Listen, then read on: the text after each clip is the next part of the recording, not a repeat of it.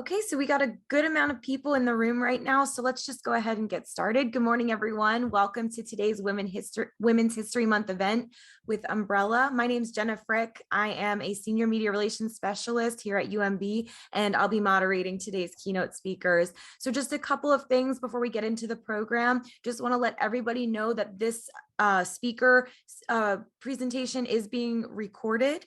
We want to make sure that everybody keeps themselves muted throughout the presentation. We will have some time for Q&A at the end. So if you have a question for our speaker at any point in time, you can go ahead and put that into the chat. And that is the little speech bubble icon at the bottom of the screen. You can click that, ask your question, make some comments throughout the presentation. And at the end, we will get to questions. If you have a question, I'll let you know if we're going to be answering yours, and I'll unmute you and you can go ahead and ask it straight to our presenter. And so I'm going to go ahead and hand things over to UMB President, Dr. Bruce Jarrell. Thank you, Jenna, and good morning to all of you. Thank you for being here. It gives me great pleasure to welcome you to the 2022 Umbrella Women's History Month Symposium. I know all of us have seen over the past 2 years that the pandemic has been difficult, and I believe that it's been particularly difficult for working women, those of you on this call and many others throughout UMB. But we've made it this far so far. We've survived, and that in itself is a cause for celebration. But of course, I know you will all agree, surviving is not our main objective. Our objective is to thrive, to be better, to have a culture that advantages all of our members. I learned that Umbrella was first started in 2015, and I remember that event. And I think Umbrella has become a very important part of changing the culture of UMB. I know it has served to evolve UMB to be a place where those who work and study here feel appreciated, have a sense of belonging, and have the opportunity to reach their full potential. And I hope those of you on this call would agree that we've made progress in that area, because UMB certainly has an obligation to foster this kind of environment. It's important to me to create this kind of culture. And of course, that's why programs like Umbrella are so important. And Umbrella is maybe a great example of a successful one. We need many more like this. Umbrella works to support the success of those of you who are here to achieve your personal and professional goals, to enhance your leadership skills, to champion women at all levels of the organization. And the program that's set today certainly aims to do exactly those objectives. I fully support this program. I support each of you and your careers here at UMB. I'm glad that you're taking the time to participate. I know this will be an impactful day, and I hope you will find it reinvigorating. I want to take a moment just to thank the Umbrella Advisory Board, those who helped organize today's events, and especially UMB Umbrella founder and chair, Jennifer Lichman, who will now introduce the morning keynote. Jennifer? Good morning. Thank you, President Jarrell, so much. What a wonderful kickoff to a very important day, commemorating the heroic women who have brought us to this point. And today we're here because we are curious about how to retool and refuel our careers in a post-pandemic era. It might not quite be post-pandemic today, but that day will come, and there's no time like the present to prepare for it. Now, it gives me great pleasure to introduce our morning keynote speaker, Dr. Tash Nian Dubroy, a fast-rising star in the higher education community. For the past 5 years, Dr. Dubroy has been in leadership at Howard University, where she is the Executive Vice President and Chief Operating Officer, where she oversees areas including facilities management, information technology, campus safety, and university strategy. Under her leadership, Howard has improved its financial aid standing with the Department of Education, and she's now leading a university-wide IT overhaul. That is a big job. Before joining Howard, Dr. Dubroy served as president of Shaw University in Raleigh, North Carolina, And there she was named Female President of the Year by HBCU Digest, the 2017 CEO of the Year in the Triangle region, and one of the 40 under 40 Excellence in Leadership honorees by the Triangle Business Journal. She began her career, however, as a research scientist at BASF, the world's largest chemical company, and also co-founded Tea and Honey Blends, a hair care company that manufactured and retailed natural hair care products. Her entrepreneurial success landed her on the pages of Money Magazine and Bloomberg's Business Week. Truly a woman who has retooled and refueled her own career. So please join me in welcoming Dr. Dubroy. Thank you so much, Jennifer. Good morning, everybody. I am elated to be here. So I'm really grateful that you were able to extend this invitation to me. I'm going to share my screen here. And so I'm going to walk through a few things in my career. It really gives me joy to be able to speak to a team of women that have been committed to empowering each other over the years. And I am elated to hear about the opportunity that the Umbrella Academy provides to the community of the University of Maryland. I know that at Baltimore campus, I know that we've got quite a few men in the audience as well. And so I want to welcome you. I promise you, you won't feel left out. All right, so I'm going to start off by talking about the career that I've been able to experience over the years and just the opportunities that I've had. But I don't want it to seem as if I've only had successes. I've had a lot of failures too. And I want to talk about how it is that I've been able to bounce back from them and maintain a character of resilience that has allowed me to progress. And I hope through my stories that you'll be able to gain snippets that you can use in your careers as well. Here's how we can stay connected. I'm on multiple forms of social media. Feel free to reach out to me at any time. And I'm always active on there, so we can stay connected with each other. If you hear this accent, it's because I'm from Jamaica, originally from an island in the West Indies. And I came to the US because my mom was living here at the time. And I was about 12 years old when my mother migrated to the United States of America.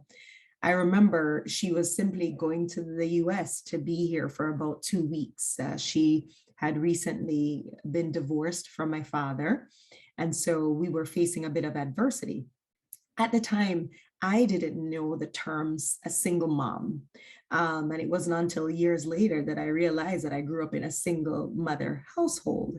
My mom had 4 children, and she was also raising my cousins. So we were a family of 7 until my father departed. And I remember staying in my garage, watching my mom be whisked off in a taxi, knowing that she would have been back in 2 weeks. Unfortunately, I didn't see my mother again until 2 years' time, because she left Jamaica to go to the United States for a new opportunity to try to support her family. It was one of the biggest sacrifices that a parent ever has to make. I can't even imagine doing that to my youngest child right now. I mean, I've got a daughter who is a 12-year-old. I'm the youngest of my siblings. And so I now understand the sacrifice that my mother made. So when I was 17, I was able to migrate to the United States to pursue a college education. And even that started in adversity. And I'll explain a little bit more to you. But don't make a mistake about it. I have been the cool kid since I was a youth. This is a position that I call dabbing. And we've been dabbing back in Jamaica since the end of time, or the beginning of time. And so I'm going to walk through just a few areas of my life that I think are relevant to today's conversation. I've been a chemist since I was in the 9th grade. I remember a teacher of mine, Miss McCoy, helped me to make that decision. Initially, I hated chemistry. I remember I had a mental block against the subject and I couldn't do it to save my life. And the reason why I was having a difficult time was because of one simple concept. It was called the mole. I didn't understand what a mole was, why we had to learn about it, why the math was so difficult in that concept. And 9th grade me was having a tough time. My teacher, Miss McCoy, was a young teacher at that time. She was in her 20s, but she was so adept at teaching and a very caring individual. And I remember her saying to me, Tashni, you can do chemistry. You do math very well. Usually mathematical minds also have an affinity for chemistry. And the problem that I see you're having is that you have a mental block against the subject. And I thought to myself, thanks, Ms. McCoy, that's very helpful. Sarcastically, of course, because I didn't understand how it is that would have helped me to get an A in the subject that I needed to get an A in order to maintain my GPA. And I started listening to her a bit more. And I remember going to the library to look for books that spoke to the concept of a mole. I looked into many of the books. They spoke the same language. I still didn't get it. But then I came across one particular book on my many journeys to the library. And the book said, a mole is similar to a dozen. A dozen is 12 items, and a mole is 6.02 times 10 to the 28 items. And it was in that simple definition, and I know that the people who are not scientists in the room still won't get it, but in that simple definition, my ninth grade eyes opened up, and I had a very different approach to the subject. And I took it all the way through. I recognized that there was something about chemistry that spoke to logic, but it required that I got over the concept of a mole. And so it is that I've faced so many moles in my life, but I've been able to get over them as well. So my life rotates around chemistry, even to this day, because I'm still using the analytical thinking that has been infused in me over the years as I've faced the various levels through obtaining a PhD in chemistry. I've used chemistry in academia, in my family. I've used it in the cosmetology industry. I've used it in entrepreneurship. Chemistry has been good to me. But I've also found that I've had to learn how to balance my time, how to grasp opportunities, how to find a focus, even while having multifaceted interests. Recognizing synergies, not only having a mind that is focused on STEM, but understanding that there are many ways to infuse STEM and the arts, to infuse STEM and entrepreneurship. And also, I've had to come to grips with the fact that it is okay to have multiple interests. When I was younger, and we took all of those tests that spoke to what type of career it is that one would pursue or be most likely to pursue, I had a tough time because there were so many things that I was interested in. I didn't solely want to become one person known for doing one thing or to enjoy one aspect of what it is that I was capable of doing. And so it is that I've become very comfortable with understanding many fields and infusing them with each other. I went to NC State to pursue a PhD in chemistry, in physical organic chemistry to be exact. And the first job that I got out of grad school was at a chemical company called BASF. I started there as a bench chemist down in Pasadena, Texas. I was wearing coveralls to work, and it was a very different environment compared to what I was accustomed to in the lab setting at NC State, but it was a new environment for me where I was now among not only chemists and scientists and other scientists, but also people on the business side as well. And I was responsible for making what's called Ziegler-Natta catalysts. These are the catalysts that are used in the plastics industry. So when we talk about plastic bags, bottles, and any kind of plastics that you can think of, quite a few of the polymers use Ziegler-Natta catalysts in their polymer reactions. And what I wanted to understand at that time was how it is that what I was doing in the chemistry lab could be sold on the world market. I didn't get what it is that our salespeople were doing. How do you sell a catalyst? I think everybody by now knows how to sell a car, but does one sell a catalyst, and who would be interested in buying it? Those were the sorts of questions that I was asking of my peers in the industry. And they found it fascinating because usually I guess the chemists don't talk to the business people as often unless they get on the business side of things and they have to speak to people in the boardroom. But I was very curious. I wanted to get an understanding of the industry. And so as the sales guys would come to the facility down in Pasadena, I would interview them. I wrote down questions for them, ranging from the simple to the complex, and one of which was, how do you sell a Ziegler-Natta catalyst? And I remember one of the sales guys said to me, you've got to play a lot of golf. And as you can imagine, I didn't understand what that meant. I didn't play golf, and I wasn't acclimated to the business of chemistry. But after interviewing quite a few of them, I understood that other people, the buyers, often met on the golf course. And they were using that recreation to strike business deals. And so I put that as a feather in my cap. I got to understand it a little bit more.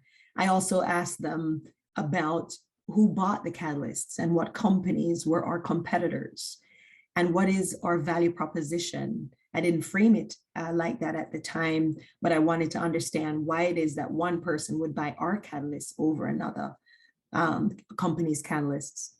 And I wrote those answers down in a notebook that I would carry around with me.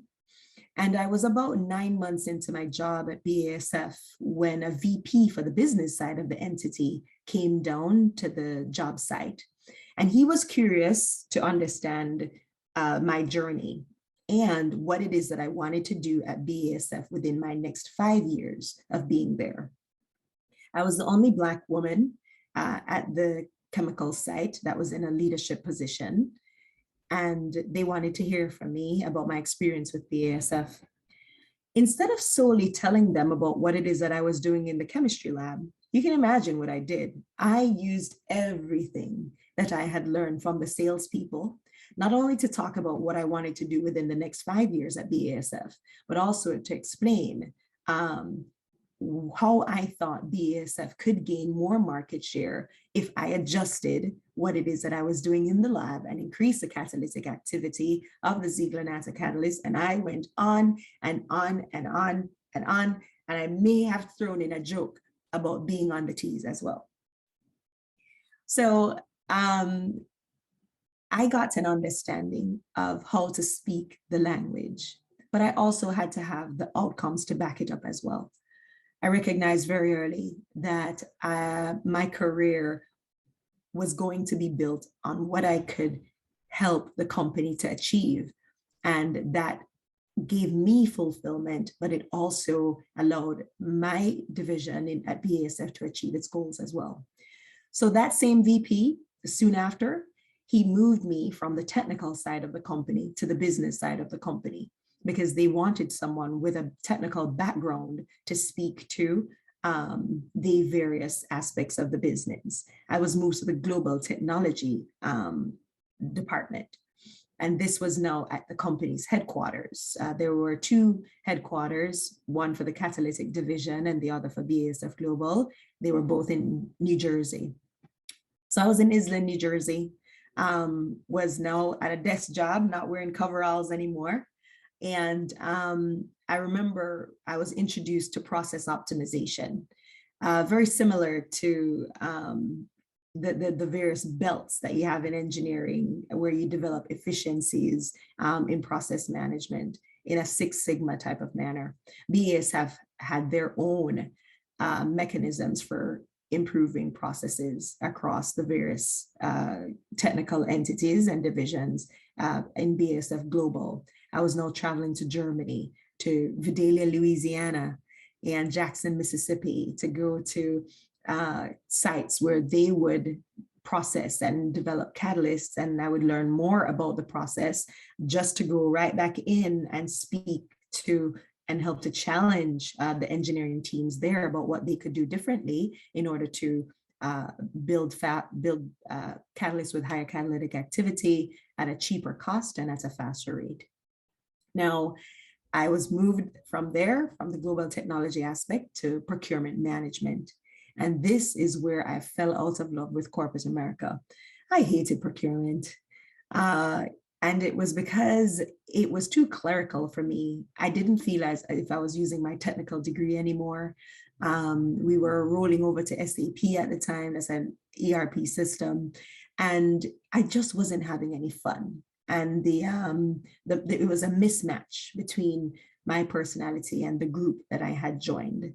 And so while there, I was learning about contractual management, learning about the legalese in various contracts. It wasn't something that I took a liking to at all.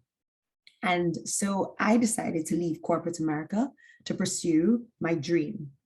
Let me see if I can move this a bit here. When I left corporate America, I started a hair care company with a business partner of mine. I didn't intend on leaving corporate so quickly. I actually started this hair care company while working in corporate America, but I forgot to read the fine print that says you will have to disclose any type of entrepreneurial ventures that you pursue while working for the corporate entity. So someone in my procurement group told the vice president that I had started a hair care company. And the VP there gave me an opportunity to stay with BASF or to pursue my entrepreneurial dream. At the time, I had already talked my way into Macy's in terms of being given an opportunity to speak to their buyers, some huge names and huge brands. I had met their CEOs. We were doing well for a startup. And I remember I had to think about my family. At that time, my daughter was a year old and I was married, newly married, and I decided that I would stay with BASF because I wanted to ensure that my family had the security that we needed from a monetary perspective. And so I went back to the vice president after she had asked me to make a choice, and I told her I would stay with the company. And she said, all right, if you're going to stay, you have to divest of tea and honey blends, demonstrate that you've divested. You can't be involved in the marketing. You can't be involved in the promotion. You can't go to any business meetings with the company. You've got to be laser focused on BASF. And their concern was that some of BASF's customers bought ingredients from BASF. And if my company expanded significantly and was successful, we would be competitors with them, and it would be a conflict of interest. And so I left Tea and Honey Blends, and I told them that I would ensure that I got off the website and all else. But by the time I went home, I remember that night that I couldn't sleep. I felt as if I had made the wrong decision. And I was sick to my stomach. My husband and I had conversations about it. And he said, honey, I will support you in whatever way that you need my support. So if you want to stay with BASF, I'll be there for you. And if you choose to risk it and pursue Tea and Honey Blends, I'll be there for you as well. The next morning I got up and I went to work, and I said to Heidi, the VP there, I'm gonna take a risk. I want to take this risk while I'm young. And so it is that the Tea and Honey Blends journey started. Beauty is our passion, science is our strength. And I told you that chemistry was a theme that has been in my life continuously. If you look in the background of the graphic, you'll see that a periodic table is there. That's how much we've been committed to the science. We were pretty successful. We were featured in Cosmopolitan magazine, Forbes, Bloomberg's Business Week. All the while, the stories focused on these two PhD chemists who were creating waves in the science industry and the beauty care industry at the same time. And so I want to bring you to a part of my entrepreneurial life that was pretty staggering for me in terms of the feedback that we received. My business partner's name is Dr. Tiffany Bailey Lash. She went to Hampton University and HBCU in Virginia, and I pursued my undergraduate studies at Shaw University in Raleigh, North Carolina. We were so proud of our products. We had shampoos and styling aids. And to be honest with you, when it was time for us to test our formulations, we would test it on our own hair. I would call Tiff. I said, hey, how do you like the goji berry shampoo? She says, yes, but it may lack a bit of moisture. All right, let's tweak it, try it again. And it's the same type of thing with our tea tree shampoo. We would infuse teas in the various products using antioxidants. And sometimes we would also infuse honey in our shampoos as well. Quatinized honey, it's just a form of an ingredient that can be used in shampoos to add an emollient type of property. And so this is what we continue to do and reinvent everything that we wanted to, using ourselves as a test subjects first. And it was at Macy's that we got a rude awakening. We went in to Macy's where the buyers extremely confident. And we spoke about our journey, spoke about the passion that we had for beauty care industry, how it started, because my mom was a stylist, a hairstylist as part of her entrepreneurial journey at one point in time in her life. And I remember the buyers were impressed with our story, but not impressed with our packaging. They said, your packaging looks cheap. And we were shocked, because we had tested this on ourselves and we thought it looked good. And we had totally forgotten about the customer. Even though we were selling our shampoos and everything else, we had not done a focus group. And so it is that we had to learn a thing or two about the business. And that was part of what I would call the initial misstep that we'd made. And then secondly, we had been so focused on Macy's as a distributor that we had not pulled any of our customers to find out where they bought their shampoos. And I wish we were in an audience where I could simply poll you in real time. And I know I can do it electronically, but I won't do that now. But to ask you, which of you or who among you has ever bought shampoo or conditioner at Macy's? And I can almost guarantee that it wouldn't be too many. And so we had to understand a bit more about being customer centric. We revamped how it is that we did business. We revamped our packaging, and we started to use focus groups in order to introduce additional products to the market. So our new packaging, Tea and Honey Blends, the revised version. Macy's also said to us, why is it that you're only selling to African-American audiences? Now you have to remember, at the time when we started in the natural hair care industry, it wasn't a thing. It was not a popular industry. The terms were just coming into play in the market. This was around 2010 or so. And so even as far as ingredients were concerned, you did not have many ingredients that were dubbed a natural ingredient versus an organic ingredient. These were terms that were coming on and people were catching on to them, but it was still in its inception. And one of the things that they mentioned to us is that we had to revamp the logo. They suggested that we revamp the logo, but they also suggested that we appeal to a multicultural audience if we wanted to gain advantage in the industry. And so we had to adjust our marketing because at the end of the day, while hair is different, shampoo can work on anyone's hair.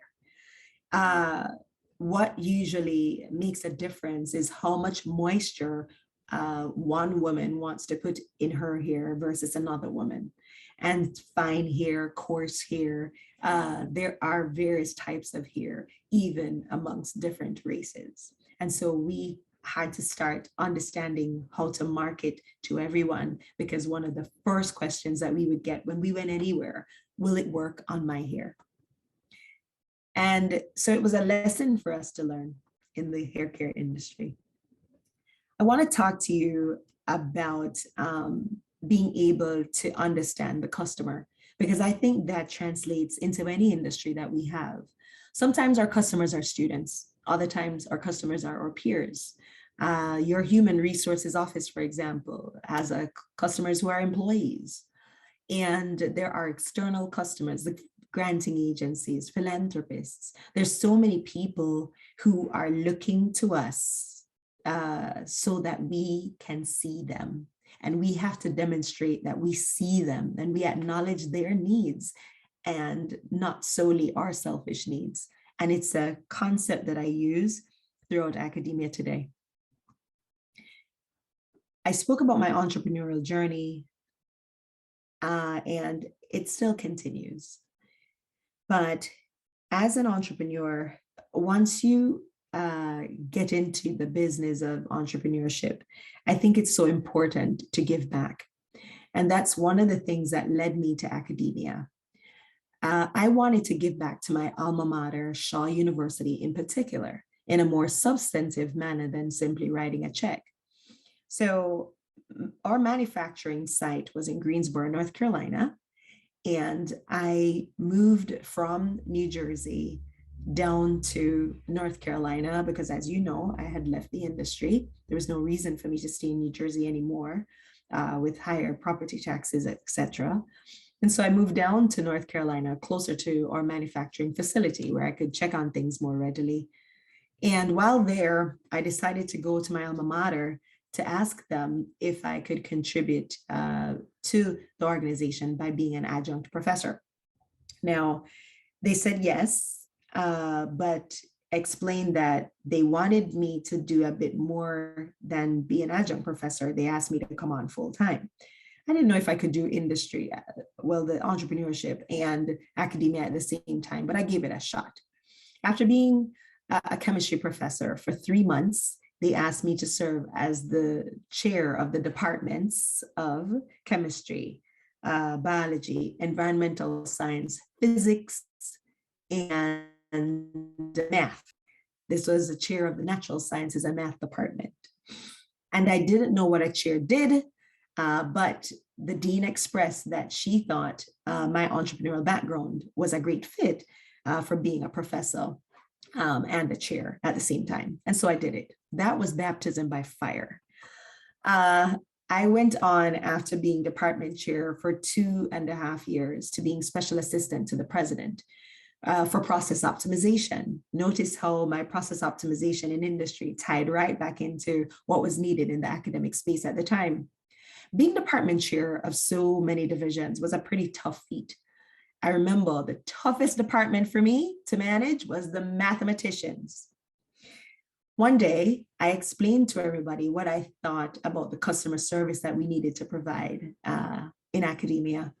And I said to the audience, I said, students are our customers, without whom we would not be in the business of the academy. The mathematicians were so upset. One math professor said, Dr. Dubroy, I want to respectfully disagree with the statement that you just made. I said, okay, not thinking about why on earth you would be so upset about that. He said, students aren't customers. Students are students, and they need to listen to what it is that we're teaching, and they need to show up on time, do their work, and if they don't, they will fail. And it's, I'd say, a mindset that quite a few professors in the academy have, and quite a few administrators as well. But what I wanted my team to understand is that I wanted us to look at things through a different lens. Sure, we may not agree on the term customer, but I didn't want them to be so focused on solely mentioning the word customer that they weren't focused on the concept of treating people well in order to help underscore or bolster their success, treating them a little bit differently than we usually do. not solely as people coming into our classroom to get something that we're delivering in terms of an education, but also to understand the needs, the multivariate needs that they come into the classroom with, and being able to offer a multifaceted education that can appeal to multiple people, but also understanding that we get something in return as well. And so I took that concept to being special assistant for the president. And I was still, I'd call it in my youth at the time, when the position for president came open at the university. Now, remember, this is my alma mater. Quite a few of the professors that I was now charged of managing and being team lead for taught me. And so it was pretty tough. I had to learn while on the job, understanding how it is that I could curate the type of leadership I wanted to exhibit and the leader that I wanted to become, the evolving leader that I was. But even so, I saw the position of university president open up, and I felt as if I had seen enough of the presidency and understood the needs of the organization, and I felt as if I could help to provide those needs. One of the things that I noticed that my alma mater needed was a revised brand, and they needed to invest more in our scholars, especially from a competitive perspective. Scholars that would come in to the university and would be so successful that we could use them as examples of what it is that a Shaw University education could do, how it is that we could transform lives and families. And so at the age of 34, I decided to interview for the position of president. Actually, I was 33 at the time. I called my sister, who is 8 years my senior. I said, Peter Gay, I'm gonna interview for the position of president at Shaw University, which is also her alma mater. She cackled. She let out the biggest laugh and said, Tash, come on, they're not gonna make you president. But I didn't listen to her. I said, I understand, but I'm not gonna tell myself no. I said, I'm gonna go and interview because I do think that I understand the university. I've been here for 5 years now. I get what it is that the university needs, and I think I can deliver it. I walked into that interview process, and I was in a room that was filled with men, older Black men to be exact, some of whom were graduates of Shaw, and a few women were sprinkled within as well. And this was part of the interview where they were getting to know us. So it was a reception. I had not yet gone through the rigor of all of the questions, and they were just getting to know the candidates. I remember an older man came up to me and he said to me, hi. I said, hello. And I said his title. He was a trustee, and I mentioned his name. I had memorized all of their names and their backgrounds. And he said, you know what you need? I said, no, tell me what I need. In order to be successful in this interview, you're gonna need some Hillary pants and some pearls.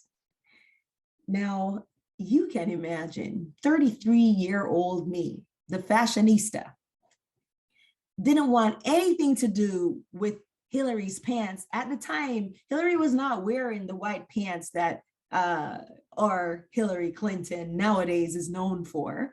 But I didn't necessarily like Hillary's fashion prior to this. Neither did I like pearls. And so I was quite offended, but I tried to maintain a poker face. I said, okay, thank you for the suggestion. And I walked home that evening and I spoke to my husband about it. And I said, the audacity of him to tell me that I need Hillary pants and pearls. Why is he looking at my attire? What's wrong with what I have on? I thought I was dressed professionally. And it kept on going on in my mind, even though I had a positive experience with everybody else. Of course, the one comment that you get that really bugs you was that comment. I said, who am I going to be interviewing with? Let's go back to being customer centric. It's not about Tash. It's about the customer. Who am I going to be interviewing with? And I figured I would be interviewing with many people that looked like him and thought like him. So you know what I did? I put on some Hillary pants and some pearls because I wanted to take away from my attire.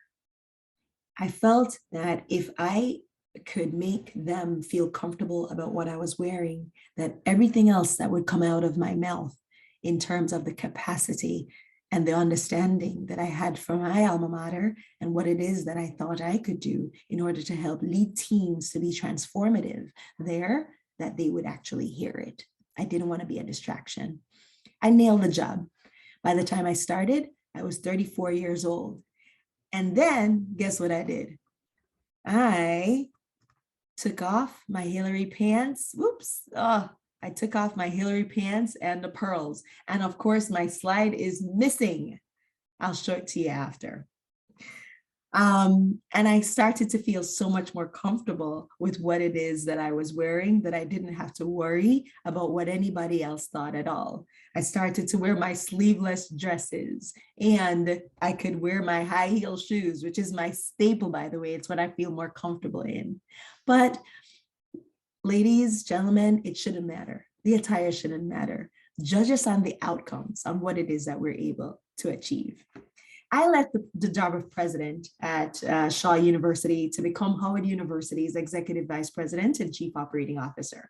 Don't get me wrong, I enjoyed my alma mater.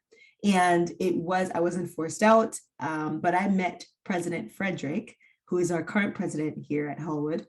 And after meeting him months later, he contacted me and said, Tash, I need a chief operating officer at Howard. And I really think that you would be a great fit for the position.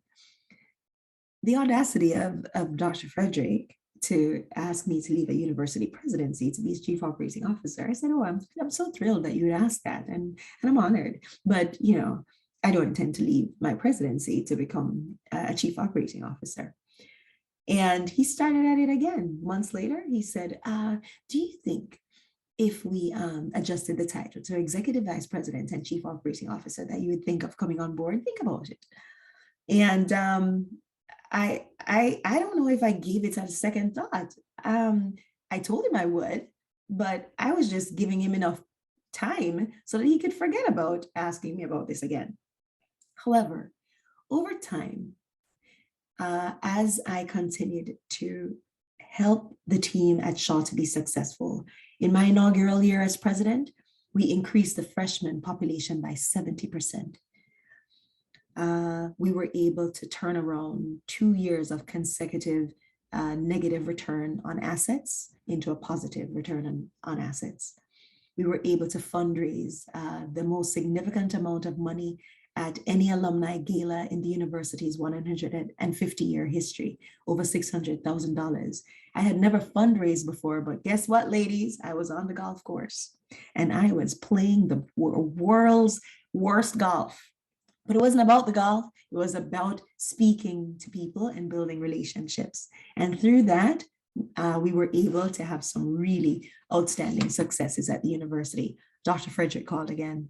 This time when he called, I was now facing so much agitation from some members of the Board of Trustees that I felt as if I could not get to go further faster. I was fully supported by our students, our faculty, our staff, even the external community. Shaw was getting so many accolades in the external community. It was certainly a turnaround presidency. But I was having a tough time with my bosses and I had to smile and grin and bear it. And I won't discuss some of the stories here, but it was a tough time for me.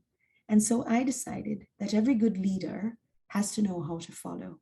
And so I left my university presidency to become the executive vice president and chief operating officer at Howard University.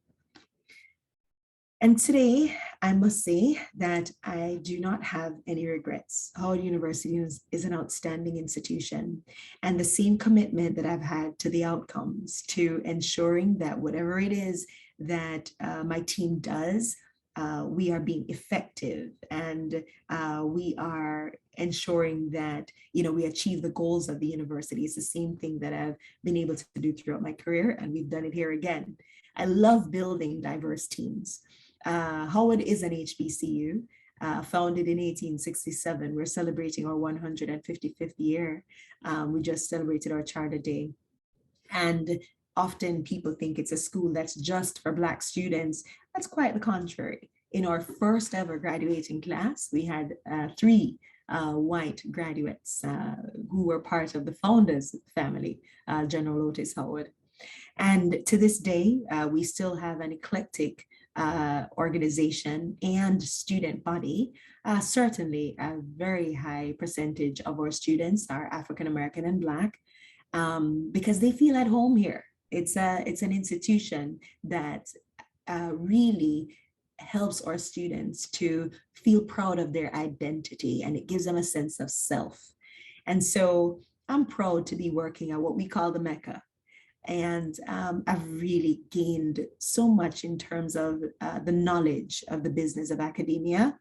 I maintained my outlook there.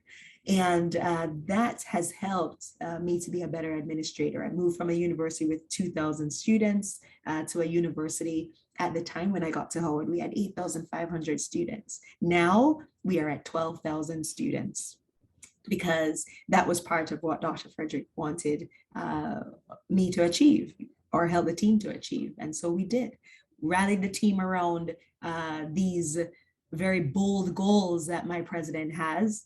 And it was interesting to come back working for a man again. He's a pretty good guy, I must say. He's very committed to elevating women. And that's part of what I like about him, and part of what I like about working for him. He's not intimidated by anybody's success, and he's very supportive.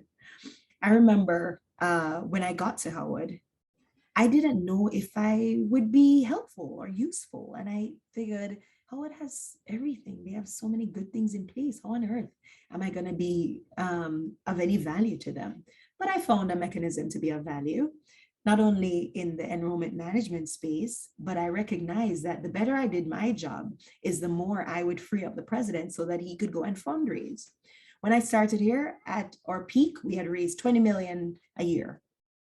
Now, the university raised over $200 million in last year alone. And the prior year, I think it was 150, and we're set to exceed that goal as well. And so Dr. Frederick has gained so much momentum and the ability to leave the campus to build relationships that allows him to gain a return on philanthropic investment. And so it is that I think women continue to add value in the industry. But I never want to speak about that without speaking about the social good. Not only did Tiffany and I start the hair care company, but if you'll see us right here, flanked by all of these beautiful faces, we started a foundation called the Brilliant and Beautiful Foundation. No, we do not think that much of ourselves. It was about the young people. And we were taking little girls, and every single summer, this was done at my alma mater, North Carolina State University, we'd take them in, and we would introduce them to the science of the beauty care industry. We taught them how to make shampoos. We would then ask them, after they've built their shampoo formulations, to go in front of a team of judges to sell that shampoo, and they would be given a prize for being able to do so. We also invited parents to come to the sessions to teach them about how to raise a scientist. My sister would say to me that her daughter didn't know how to do math, and that it's okay because she didn't know how to do math either. I had to remind her that the inability to do math isn't genetic. And so we had to teach parents that too, that don't place these predispositions on our youth. Not because you don't know how to do something doesn't mean that your kid won't be able to do it. And so I've got a 12-year-old daughter. There's a younger photo of her, but I believe in her. Dale, her dad, is an engineer. And of course, I'm the chemist in the fam. And so we were just vying to see which side of the coin she would choose, whether it's going to be chemistry or engineering. She said she wanted to be Tinkerbell when she grew up. And so we had to work with that. work within the constraints of Tinkerbell. You know, I'd said, baby, you know what? You can fly and you will be able to fly right into the chemistry lab. And then we started to gain some hope when she said she wanted to be just like Doc McStuffin. And I said, yes, you know, all right, we'll take it, a vet in the family. And her little 5-year-old self evolved. And by the time she was 6, she said, you know, Mom, I changed my mind. I want to be a zookeeper. And so we were raising a zookeeper. This little zookeeper is very artistic. She is an author. By the time she was in 1st grade, and yes, she's a bit tall, she looks a bit older, but I promise you she was in 1st grade at this time. She was creating these beautiful works of art, and she is a storyteller. And so they published it in her little elementary school newspaper. And so this was her first publication. And to this day, she's still an artist. So I may not be raising a scientist, but I'm raising a little artist that has such a huge brain. She has an appetite for everything, multifaceted interests, and I'm going to continue to support her. There's one theme that I would want everybody here to understand, and is that I believe in the power of positivity. There is no challenge that I've ever come across, and there is no failure that I've ever had without being able to turn it for the good. A door closes, another one opens. When the door closes, I said, you know what? The Lord didn't mean that one for me. Glad it closed. And so I want to encourage everybody in this audience today to continue to have a very positive spirit, because there's power in having a positive spirit. Maintain that and always stay customer-centric. Thank you. Wow, what a wonderful story. Thank you, Dr. Dubroy. And if you'll look at the chat, there's not a whole lot of questions, but a whole lot of comments just about how amazing your story is and your journey. So thank you so much. Thanks, Jenna. We do have one question for you, and that is, you know, you went through a whole lot of things. You experienced so many things. If you were to change one thing, go back and change one thing, what do you think that would be? You know, Jenna, I wouldn't change a thing. I feel as if I've been able to learn so much, even through the disappointments. You can imagine a young person having to leave corporate America, making such a huge decision at that time, and moving from a 5-figure salary as a young family and giving it up to pursue an entrepreneurial dream.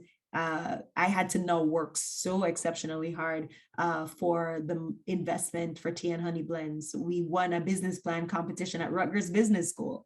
I didn't get to tell you that, but while I was in the boardroom at BASF, I recognized that I didn't understand anything that the men were saying. And I continue to say men because that was the majority of people in the room.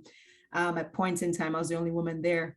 I remember one day thinking, why is it that they're ignoring me? It didn't matter what I did. I would raise my hand a bit timidly. I would try to speak over them. I tried many different approaches to being able to speak. Nobody would pay attention to me. I started to be introspective. I said, Tash, what's going on? You know, are they being racist? Are they being sexist? What's going on here? But I also said to myself, what is it that I can do to change how it is that they view me in the boardroom? I recognized that I was not speaking the lingo that they were. They didn't hear me talking about the business terms. So I went back to Rutgers Business School while in industry. And I achieved an MBA in marketing with also a focus on finance. By the time I was learning everything in business school, I would use the language there to come right back into the boardroom. I started talking about contribution margins. I started talking to them about the value proposition. And, you know, that's when they started listening, because now they recognized that I had input and they could actually hear me, right? So even through those challenges, I've been able to stay above the water. And I've been able to learn from them. So wouldn't change anything at all. All right. And we do have about 4 minutes left, so maybe time for one more question. So, you know, you took a lot of risks and leaps throughout your career. And what advice would you have for women who maybe feel a little bit afraid or paralyzed in making a big decision like that? What would you say to them? Always take the risk. Women are always better than they actually think they are. And that's one of the reasons why I continue to take the risks, because I know that I judge myself more harshly than others judge me. And I find that as a theme in every single woman that I've met going up the chain of the ladder. Men walk into the room with so much confidence, feeling as if they can accomplish anything. And often they don't. And when they don't, they are forgiven. They make mistakes and they can bounce back from them. And that fate is not always similar for women. But regardless of the fate you may think you face, even if you fail, bounce back from it. I would say take the risk, take it while you're young. That's another thing, the word youth. So I use it a lot of times, but I'll tell you, I'm getting younger every day. And I want you to feel that way too. It's not about age. Forget age. It's about your spirit. It's about how you feel. So yes, the knees may hurt now. Wake up in the morning, my eyes are blurry and I refuse to go get glasses. But the spirit that I have is one that is a youthful spirit, one that continues to think about risks and, attacks them head on. And that's what I'd encourage all of us to do. Don't limit yourself by telling yourself no. Walk out there and walk out with the anticipation of a yes and with the anticipation of success. The power of positive spirit, right? Go into it like you're going to get the yes. Absolutely. Fantastic. Well, Dr. Dubroy, thank you so much for presenting to us today. Please take a look at the comments in the chat because there's so much thank yous and positive commentary about your presentation. So thank you. You're welcome. So for all of our participants on the Zoom right now, so we are going to take a 15-minute break. We'll be back at 10:15 for our breakout session. So how that's going to work is you are going to exit out of this Zoom link and go back to the main page with the agenda on it. Select which breakout session you want to go to. There's a couple you can choose from. And then at 10:15, you can click join and jump into that breakout session. So we'll see you there.